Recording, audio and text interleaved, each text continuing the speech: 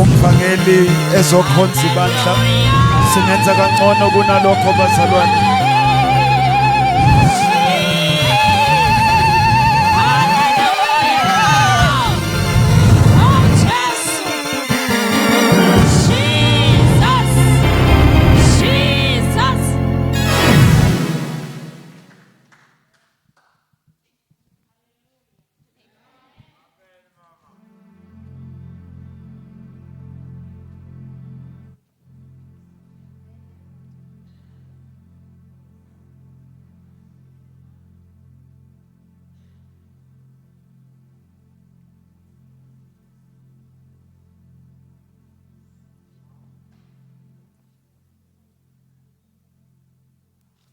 Jesus. Hallelujah.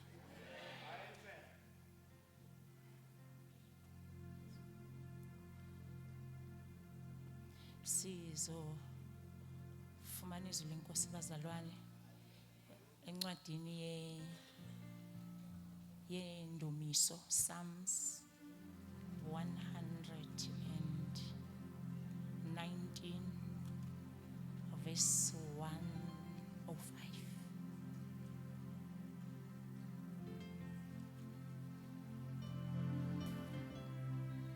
Sifunde kumaHebhere chapter 10 sizofunda uverse 24 no verse 25.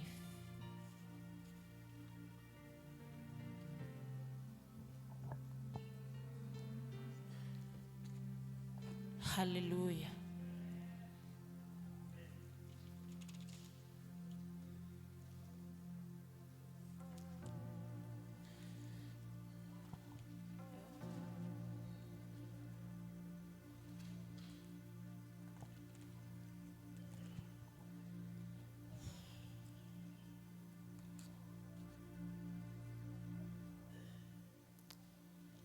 Ifundeka kanje uverse number 105.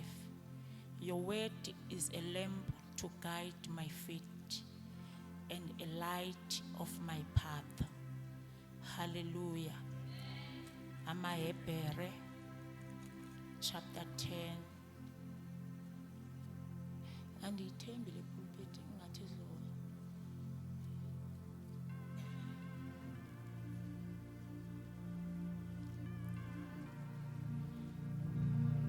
Chapter 10, verse 24, no verse 25, and let us not neglect our meeting together, as some people do, but encourage one another, especially now that the day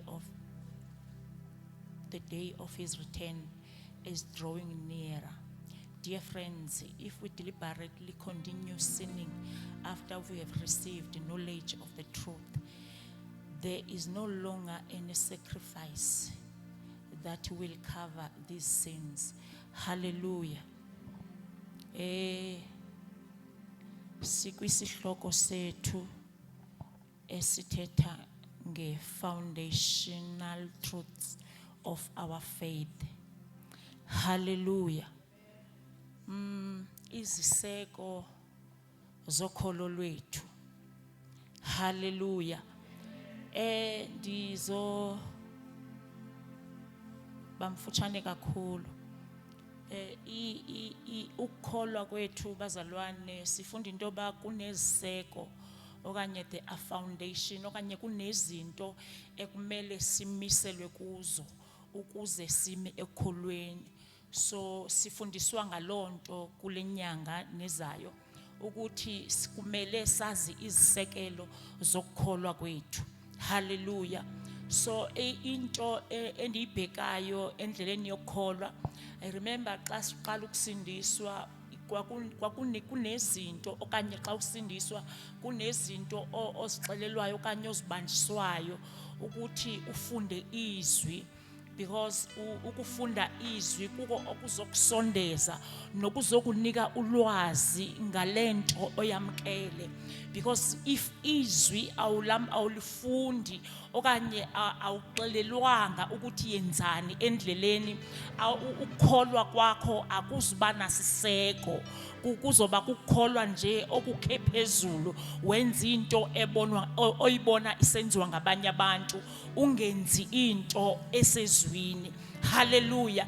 Enye yezinto esayibanjiswayo umfundisi uyithethile ukuthi ukuhlanganyela, ukuthi ukuhlanganyela kuyasikhulisa, kunezinto esizifumanayo ekuhlanganyeleni njengabazalwane, as a new believer, as umzalwane, but kunento entsha endifumanayo. Bazalwane, asikhuli ekukhuleni, asikhuli ekukhuleni, but each and every day sisiza endlini kaThixo kunento esizoyifumana ezokhulisa mina okanye ezokongeza kwiziseko okanye kwizinto ezidinga impilo yami endleleni yokukholwa. So kunezinto ezisilahlekelayo xa singahlanganyeli.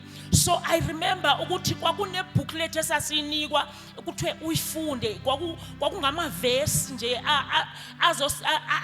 ayesikhuthaza ukuthi sifunde izwi. I think babesenzela ukuthi singavele siliqonda iBhayibhile because asingazi nokuthi enye ifumane kaphi enye ifumane kaphi, but kwakuyinto eyayisigayida ukuthi masifunde apha. Kwabe sekuthiwa sithandaze. Ndaba nelakhi bazalwane xa nisindiswa kwaba nosisi nje ababevulekile, abandamkelayo, because dathi xa nisindiswa ndandingenandaba ukuthi ndikude kangakanani nekhaya, but into endiyizele ndandingaphumi ngaphelanga. So babazalwane babenento bebenethuba labo lokuthandaza. So that's the other weapon yethu okanye isiseko sethu sokusindiswa. Funda ukuthandaza xa ungumzalwane osindisiweyo ukuze uzokhula okanye ukukholwa kwakho kube nesisekelo. Ukukholwa kwakho kuze kubalance, kumele iziseko zonke zokukholwa ziphelele kuwe. I remember umfundisi uke wafundisa ngama 4 pillars apha ebandleni, wathi lilizwi, wathi kukuhlanganyela, wathi kukuthandaza. So kunezinto bazalwane esingazithatha kancinci, but zizo ezenza sihlale ekukholweni. Hallelujah. Lento yesiseko umfundisi akhuluma ngayo. I remember this ndinga-acta ndithi nothando. It's one of the foundations zokukholwa kwethu, because uthando lwanibamba kakhulu ngexesha lami lokusindiswa, because I remember labazalwane konke siyakuthanda mntanasekhaya, but ubona ukuthi they mean it. Even now abanilibali because bayazi ukuthi basuke phi nami ndiphi ngoku. So kumnandi lento yokuba nabantu abadala ohamba nabo endleleni, even noba abekho badala, but imnandi lento yokuba nabantu abasondele kuwe ngezinto zokholo. And ndifuna ukuthi this thing ye gathering ingaphelele ekuthini sihlangene nje ngalendlela, kodwa makube yinto ekhulayo. Ifundazi unosimilo unosimilo unabantu abaziyo. Uzothi kumama uyazi ndihalela uke udibane nalomzalwane kwakwenziwa kanjalo evangelini. Hayi leli selino bless me club, dinabantu bam siyazi ukuthi ubani uzodibana nabani xa kuphuma icala, siyazi ukuthi siyabazi labo ukuthi vele lona lo ngeke bangabo, but sathi kasindiswa kwakuyilonto ukuthi yazi ndiyahalela uhlangane nalomntwana. Kunezinto endizibonayo okanye kunezinto endifuna sizityale kuwe, bangathi abantwana xa befika evangelini okanye xa befika ekukholweni babe lonely. Sikhona sizibheke thina because thina ivangeli lethu lenelise thina, kodwa sifuni lento esayinikwayo ukuyidlulisela phambili. Ivangeli ke lasamkelayo kwakuyileli lothando, kwayileli lokusondeza umuntu. I remember ndigula labazalwane bandithatha baya nami kusisi wami bathi siyamcela sisi sike siyohlala naye. Hallelujah. Ndahlala nabazalwane babethandaza, ndaningakwazi ukuthandaza, ndandidonsa ingubo ndize kume. But ukuba phakathi kwabo kwakuba nento ayenzayo empilweni yam, because out of love okanye out of faith okanye out of the foundations zokholo ngofileyo. Lalimnandi linjalo ivangeli lethu, lalimnandi linjalo. Sivumeleni nani, sivumeleni sisifake kahle empilweni. Uyayibona mfundisi lento le yothando ebandleni, I believe ukuthi yiyo ekhulisa kakhulu ibandla, because andikwazi ukuhlangana noKatli sithandana, uKatli eze nomhathi, umhathi naye unomnye amaziyo, so si together ngothando. So ithi iBhayibhile la isifunde khona encwadini yamaHebhere ithi nikhuthazane, nilolane othandweni nasezintweni zonke ezinhle. Hallelujah. So masihlangene ezabantwana bakaThixo, sigroup sihlangene ngezinto zokukhulisana. Ungavumi ukuhlangana nami kodwa ungabi nanto ozoyifumana kubo. Hallelujah. Ungahlali kwicrowd ozoncipha kawuhleli nayo, ezokubuyisela emva ezintweni zikaThixo. Ndithi ke ukuthandana ebandleni yinto engenza ibandla likhule liphepheteke njengomlilo wedlelo. Because if we are together and we are together, sikhuluma ngezwe lodwa ukuthi singenzani enkonzweni. Sithi Nkosi iyakwazi ukukunceda nakwesisimo, iNkosi iyandikhulula nami ndandibotshiwe. Hallelujah. Livangeli siseko bazalwane. So uthi ke uDavide izwi likaThixo lisisibane ezinyaweni zami. Hallelujah. Uthi likhanyisa indlela yami. Hallelujah. So izwi uthi likhanyisa indlela yami, lisisibane ezinyaweni zami. Lento ithi izwi likaThixo lilo elindenza ndizifumane okanye ndisazi ukuthi ndingubani. Because lithi iBhayibhile sasidukile njengezimvu ezingenamalusi, but wasilanda ngomsa wakhe. So uthi izwi lami lisisibane ezinyaweni zami, uthi likukukhanya endleleni yami. So izwi liyakwazi bazalwane ukukhanyisa impilo yakho. Izwi liyakwazi ukukhanyisa indlela yakho. Hallelujah. Awuhlala ufunda izwi bazalwane, kunezinto uNkulunkulu azithilayo ezwini lakho.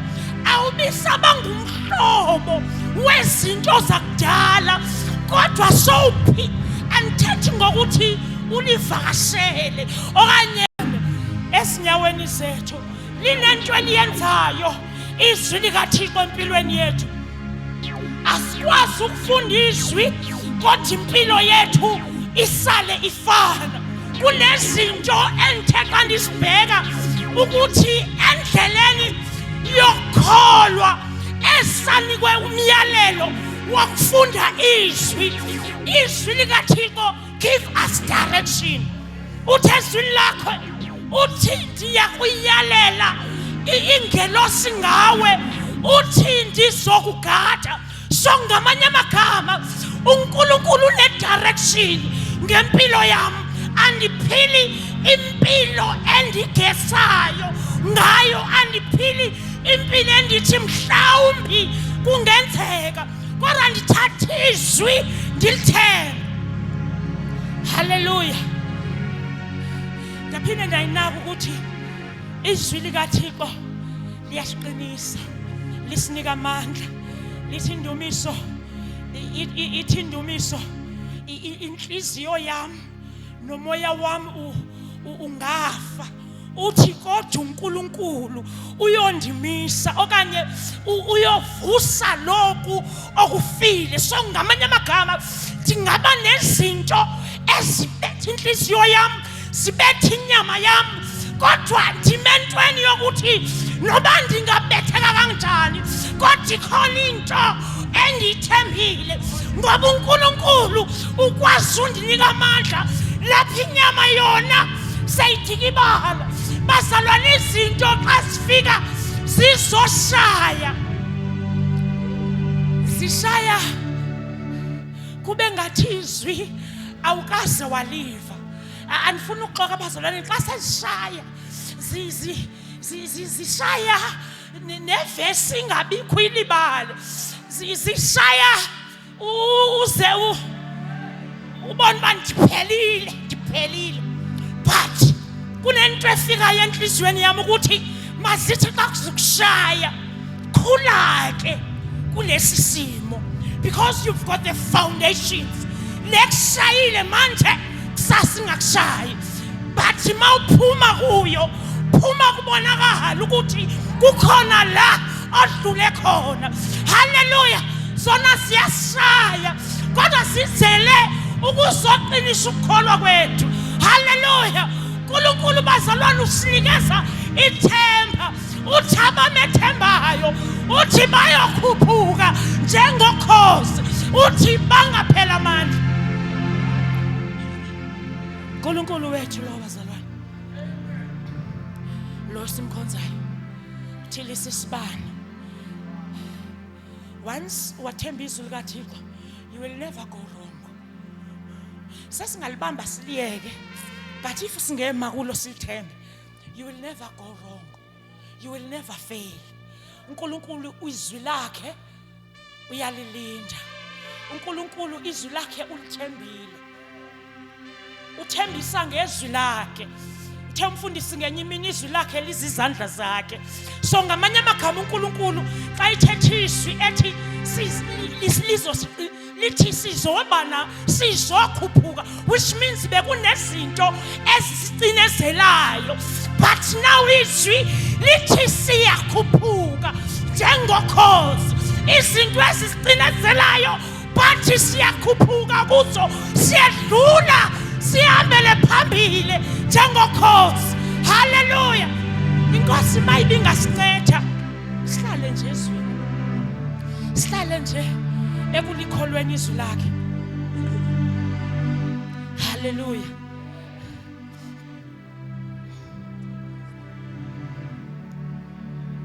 So sibisihloko esithi foundational truths of our faith, iziseko zenyaniso zokholo lwethu. So ndiyathula after ndibhale yonke lento, but ndithi Nkosi, kanti kuyini ukholwa? Lento kufuneka kuze kube nesiseko. Ndiye encwadini yamaHebhere chapter 11 ithi lapha ukholwa kuqiniseka ngezinto ezithenjwayo, ithi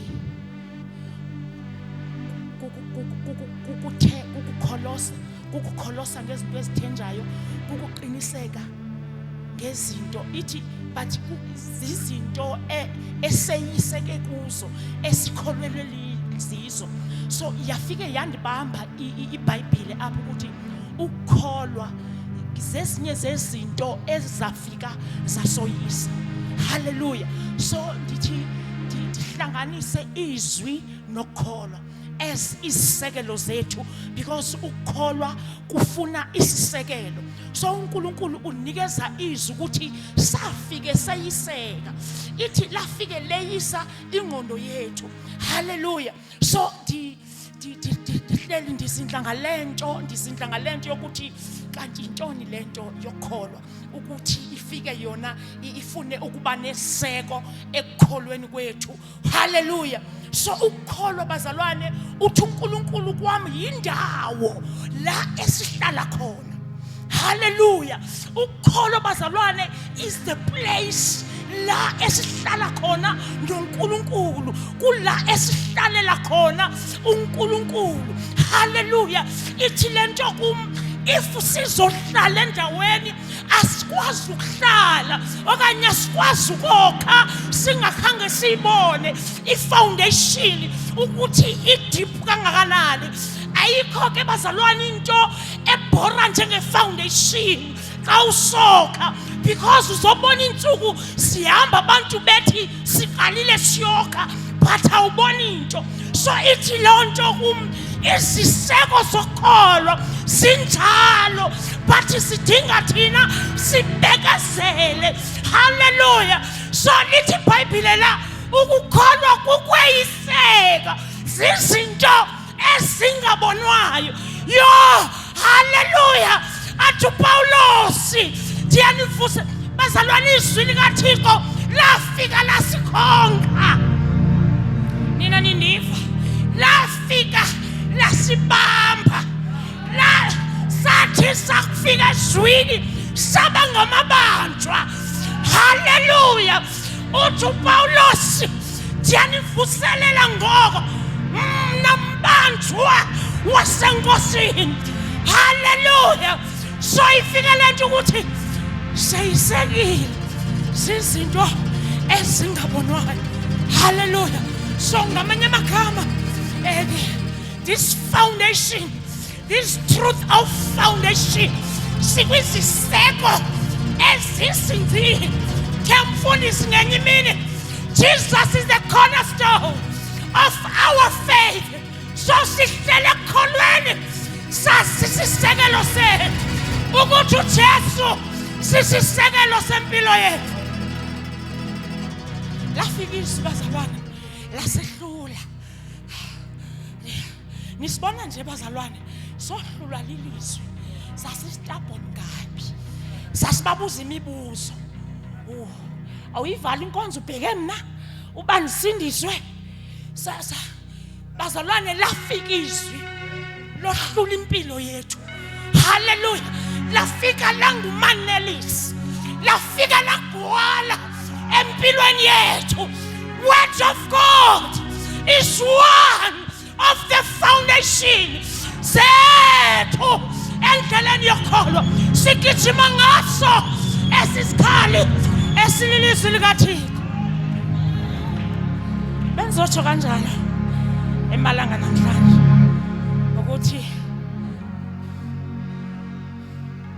izisekelo zikaThixo sikhona nasezweni. You can be rooted ezweni and unganganyakazi. Yabona xa kufika istorm zokukholwa, hayi lezi storm lezi, but xa kufika istorm zokukholwa sikwezi kubuza umiphi wasini, sizohlola isisekelo sakho.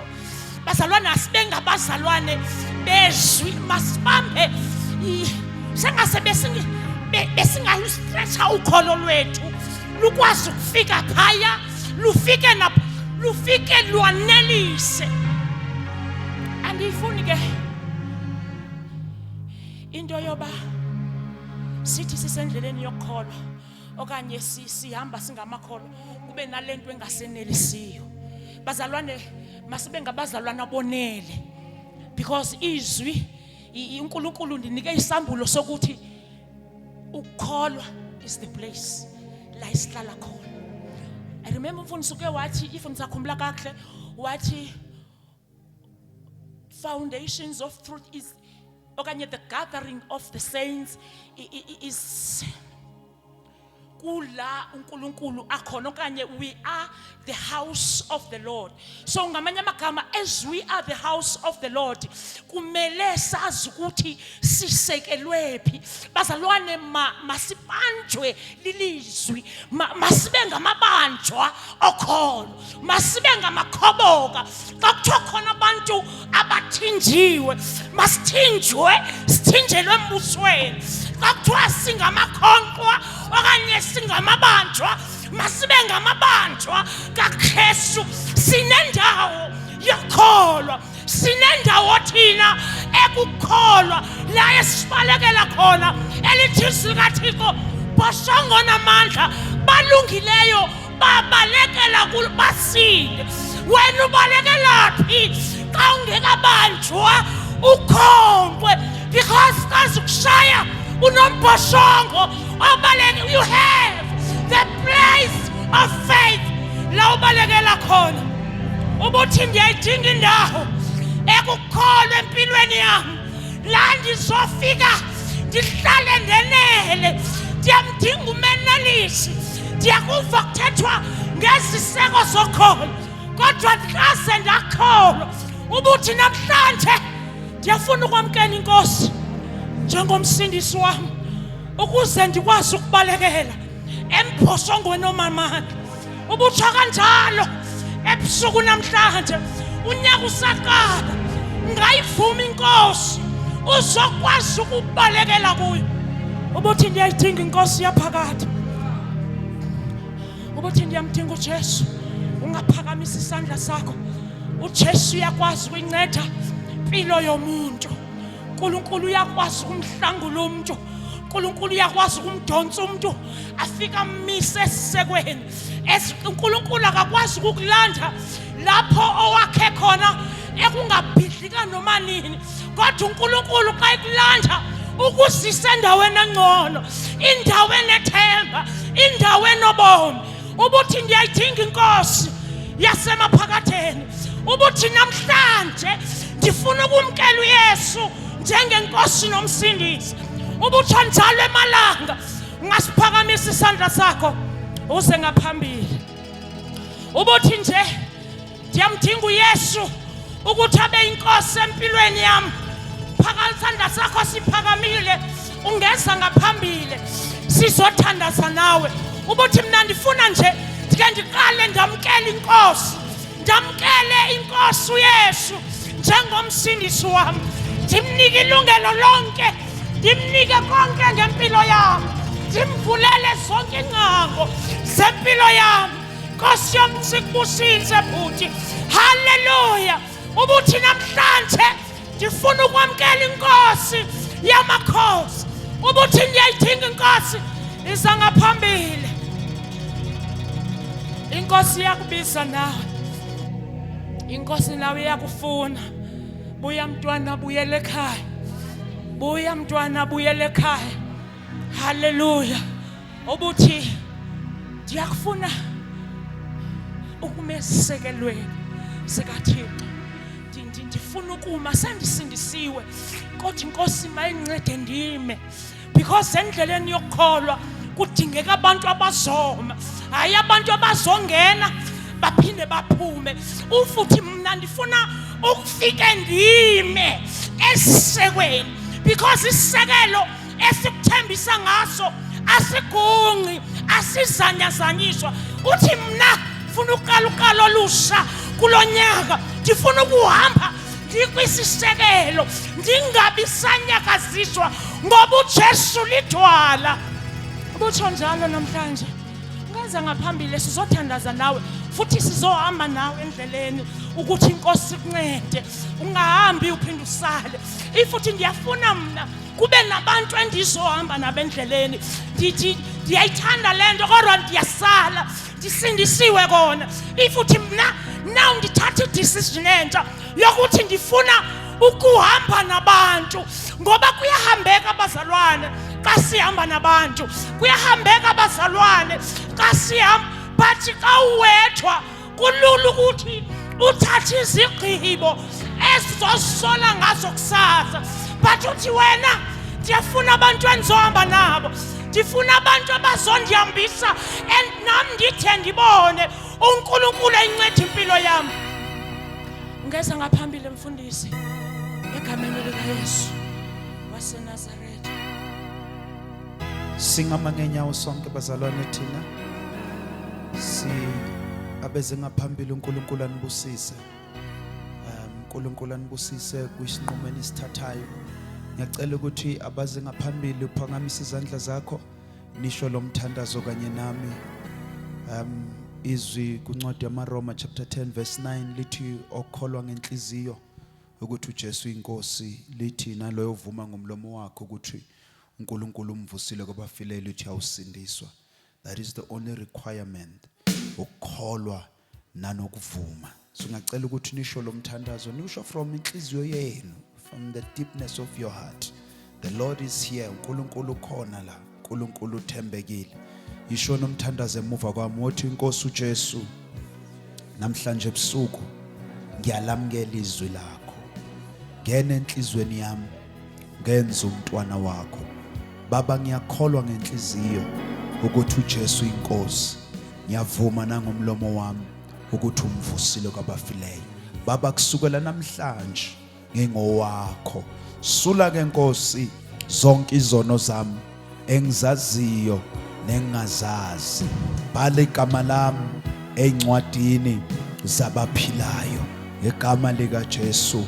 Baba, ngiyabonga ukuthi kusukela manje sengumntwana wakho egameni lika Jesu. Ithina ngithandaza Baba, egameni lika Jesu sibanikela kuwe. Bathatha isinqumo ebusuku, uNkulunkulu wethu ongcwele, bayaphenduka ezwini lakho. Baba wethu onamandla onke, siyathandaza ke Nkosi ngabo. uNkulunkulu wethu ongcwele, bahluphe ngalizwi lakho. uNkulunkulu wethu onamandla onke, sibanikela kulo ke uNkulunkulu izwi lakho nasemandleni akho. Baba wethu onamandla, siyabonga uNkulunkulu ukukhuluma kwakho nasebusuku. Siyabonga uNkulunkulu ukusikhumbuza Baba wethu onamandla ukuthi sibizelwe ekukholweni. uNkulunkulu wethu onamandla onke, naba ke Nkosi bathathele sosinqumo, basize uNkulunkulu, bathwale uNkulunkulu, hamba nabo uNkulunkulu, uJesu azabunjwe kubo. Baba, siyathandaza nezinto ezibahlulayo uNkulunkulu wethu ongcwele, ngomusa wakho basize bathwale egameni lika Kristu Jesu. Baba wethu onamandla onke, siyabonga uNkulunkulu okwenzile empilweni zabo. We give you all the praise, we give you all the glory. In the name of Jesus Christ we pray, amen. Asibashayela izandla one more time, sibanake njengokweinhlelo. Ngiyacela thina sonke siphakamise izandla zethu sibonge izwi likaNkulunkulu. Baba wethu onamandla onke, sibongela ukukhuluma kwakho nasebusuku. uNkulunkulu wethu onomusa onke, ukusikhumbuza baleka ukuhlanganyela, ukusikhumbuza ukuthandana, kusikhumbuza uNkulunkulu ukuba sibizele ukuhlala nokufunyana ekukholweni. Baba wethu onamandla, khulekela nalabo uNkulunkulu abaphelelwa amandla endleleni, phinde uNkulunkulu bavuselele ubaqinise. Lithi izwi lakho bonke abakholwa kuJehova, lithi bayokunikwa amandla amasha, lithi bayokundizwa njengokhozi, lithi bayogijima bayekukhathala. Baba, ngiyathandaza sinike ke Nkosi lawo amandla amasha egameni lika Jesu Kristu. uNkulunkulu wethu onomusa, phinde Nkosi uvuselele, wenza umsebenzi omusha empilweni zethu. Athi uPawulo uqalile umsebenzi omusha empilweni zenu uzakufeza. Baba, siyabonga ukuthi kusukela manje qinisa ke uNkulunkulu abakhatheleyo, vuselele uNkulunkulu abalahlekelwe ithemba, buyise uNkulunkulu ebesebedukile endleleni, qilise bandla lakho, uvuse uthando olusha, thulule uNkulunkulu uthando lwakho eyinhlizweni zebandla lakho. Vusa Nkosi ibandla eliyakuthandana, vusa uNkulunkulu ibandla elizothwala nendleleni ngegama lika Jesu. Baba, qhubeka ke uNkulunkulu ugcobe igcigazi yakho, uNkulunkulu ukhulume ngokungaphezulu.